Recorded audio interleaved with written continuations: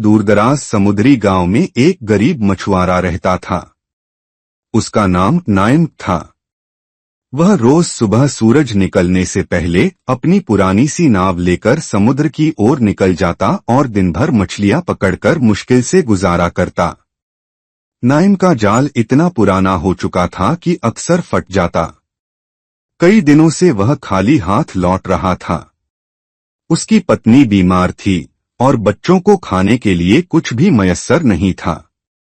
नाइम की आंखों में उदासी और दिल में बेबसी थी। एक दिन समुद्र काफी शांत था। नाइम ने आखिरी बार जाल डाला और दिल ही दिल में दुआ की।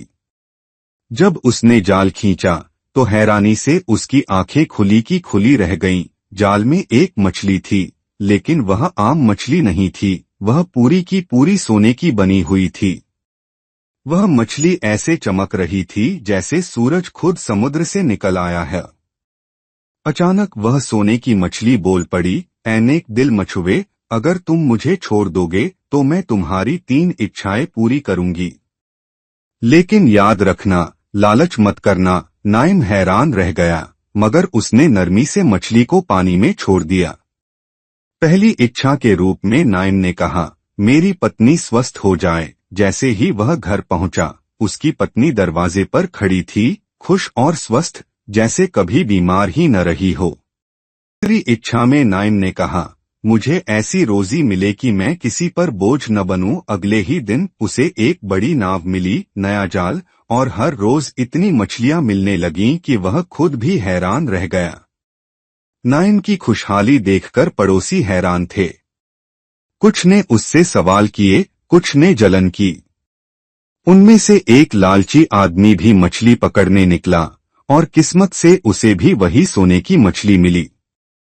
सोने की मछली ने उसे भी वही प्रस्ताव दिया, मगर उस आदमी ने कहा, मुझे खजाने से भरा महल, सोने का सिंहासन और दुनिया की सबसे सुंदर औरत पत्नी के रूप में चाहिए। मछली ने अपनी आंखें बंद कीं और एक पल में वह आदमी जंगल में अकेला, खाली हाथ खड़ा था, न घर, न दौलत, न कोई साथ। नाइम ने जब यह सुना तो वह और भी ज्यादा शुक्रगुजार हो गया। उसने आखिरी इच्छा मांगने से पहले थोड़ी देर सोचा और फिर बोला, बस यही दुआ है कि मेरी औलाद नेक हो और मेरा दिल हमेशा संतोष नाहत पर कायम रहे। सोने की मछली मुस्कराई और बोली, तुमने सच में मुझे आजाद किया। नाइम की जिंदगी सुकून और खुशहाली से भर गई। उसने गांव के गरीबों की मदद करना शुरू कर दी। सोने की मछली फिर कभी न दिखाई दी, मगर उसकी याद हर दिल में रह गई। कहानी से क्या सीख मिलती है? कुछ हमेशा नुकसान देता है और संतोष में बरकत होती है।